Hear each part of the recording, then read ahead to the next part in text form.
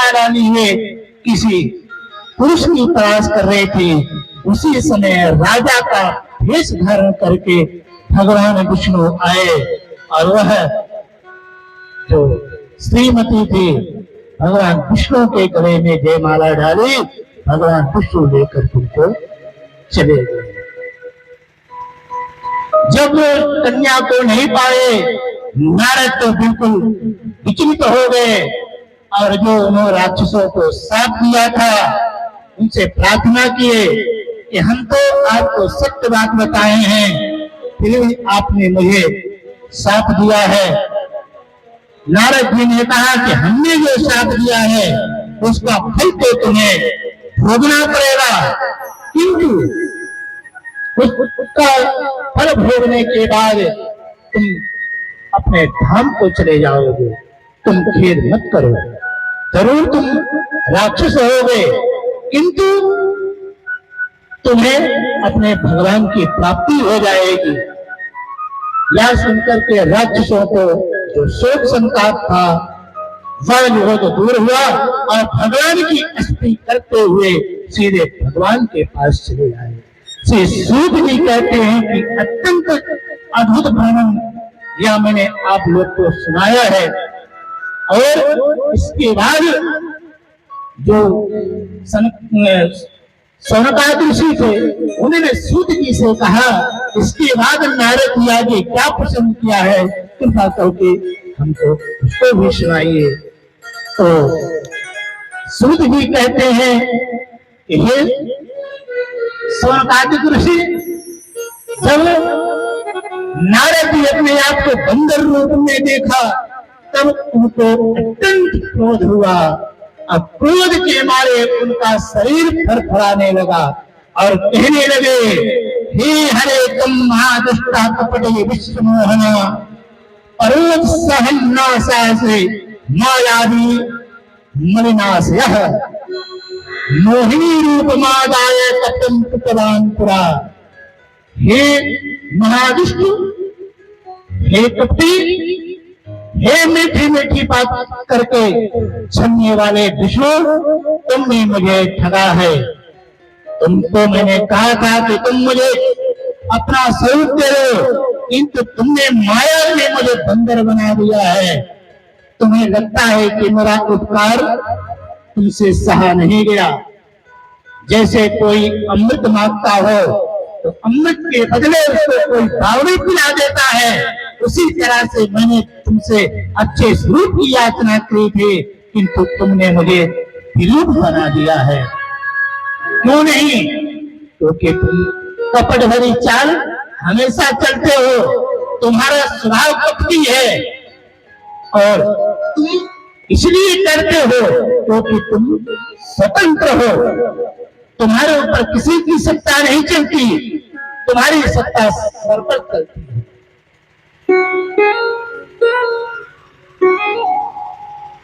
हे विष्णु, जो तुम्हें स्वतंत्र बनाकर वो परमात्मा से दे, तुम्हारे ऊपर जो कृपा किए हैं वो बहुत गलत किए हैं। आज से यह सोचे थे कि ब्राह्मण ऐसे ही होते हैं, आज तुम्हें हम दिखाते हैं कि ब्राह्मण का चमत्कार और ब्राह्मण का क्रोध कैसा होता है। जाओ, हम तुम्हें आज ऐसा ही दंड देंगे कि कभी तुम किसी ब्राह्मण का ऐसा अपकार नहीं कर सकोगे। तुमने आज तक किसी ब्राह्मण की जैसी तुमने कार्य किया है, ऐसा उपकार आज की बात किसी ब्राह्मण का करने का साहस नहीं करोगे। हम तुम्हें साथ देते हैं तो जो तुमने माया के रूप में ठगा है और जिस स्त्री के कारण मैंने इतना दुख पाया है, इसी स्त्री के कारण तुम भी एक समय पर दुख का भागी बनोगे।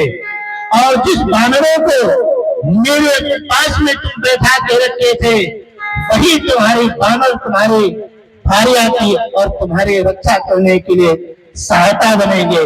जैसा हमारा मुख दिया है ऐसी मुख वाले तुम्हारे साथ पूरे जीवन तुम्हारी सहायता में लगे रहेंगी।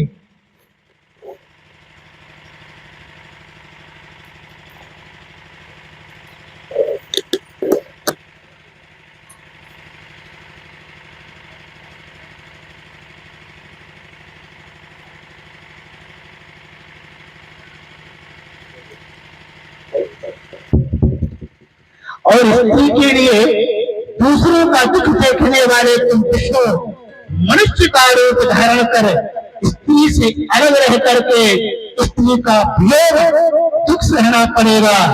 और अज्ञानी पुरुष जैसे स्त्री के पीछे डोलता भटकता है, ऐसे ही तुम्हारी बुद्धि नष्ट हो जाएगी। जब अज्ञान से मोहित देवर्षि नारद ने इस प्रकार विष्णु को साथ दिया, तब शिव माया से उनकी बुद्धि शुद्ध हो गई और फिर पश्चाताप करने लगे। और वहां से जब नारद जी चलते हैं तो फरकते घर को मन मारे सपति चलो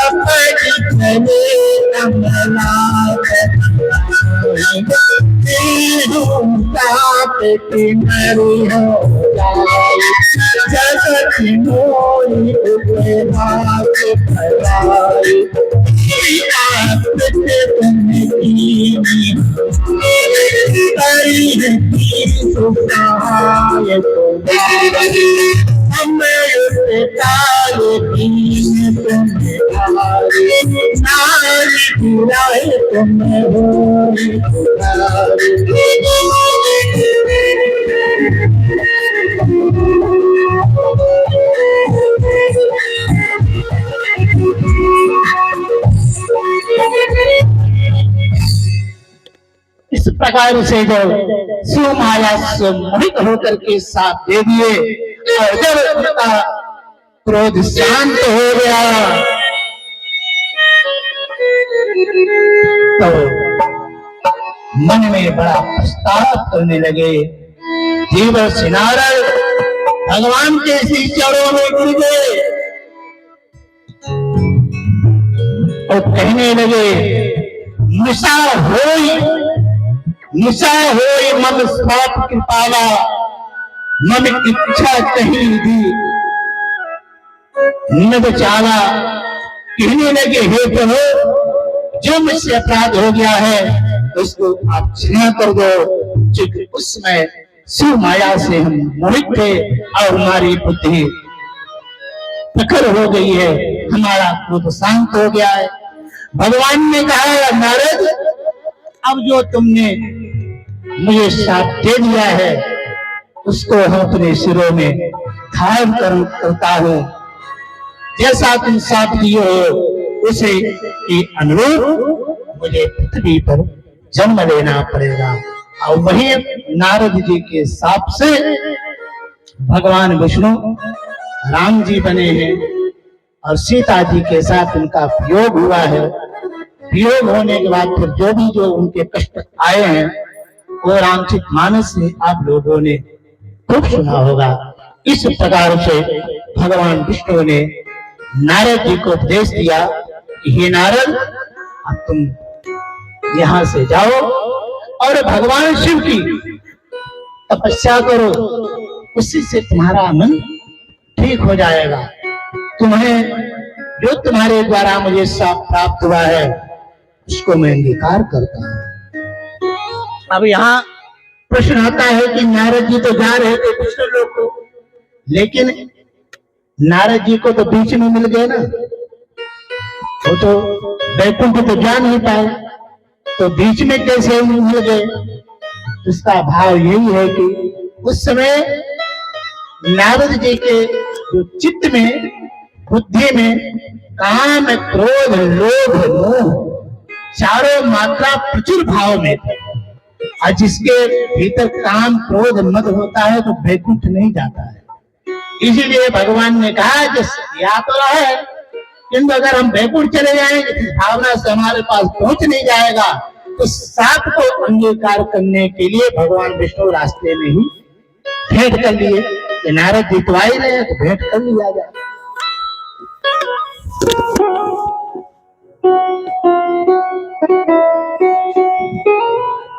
भगवान विष्णु को अपने श्रीमती को लेकर के वैकुंठ चले गए। नारद जी तपस्या करने लगे। जपहु जाय शंकर सतनामा, हुई है कृत हृदय विश्राम। भगवान शिव के नाम को जाप करने लगे। और वो जो राक्षस थे, वो ब्राह्मण थे, उन्होंने नारद जी से कहा कि हे नारद, मेरा अपराध क्षमा करो, क्योंकि हम लोग सात्विक अधिकारी नहीं थे। हम लोग तो सिर्फ अपने भगवान की आज्ञा का पालन कर रहे थे। नारद जी ने कहा कि नहीं, अब तो कुछ परिवर्तन नहीं होगा, लेकिन इतना जरूर है कि तुम राक्षस तो बनोगे, लेकिन किसी श्रेष्ठ महापुरुष के वीर के द्वारा तुम किसी असुर रूप में जन्म लोगे, और तुम्हें मारने के लिए ही भगवान विष्णु को आना पड़ेगा। तब जाकर को कुछ राक्षसों को शांति मिली कि चलो राक्षस बनेंगे तो ठीक है, किंतु भगवान विष्णु से तो हमारा मिलन हो जाएगा, वो हमारे लिए तो आएंगे। वो वहां पर जाकर के चले गए, और वही दोनों ऋषि के वीर से दोनों राक्षस के रूप में जन्म लिए।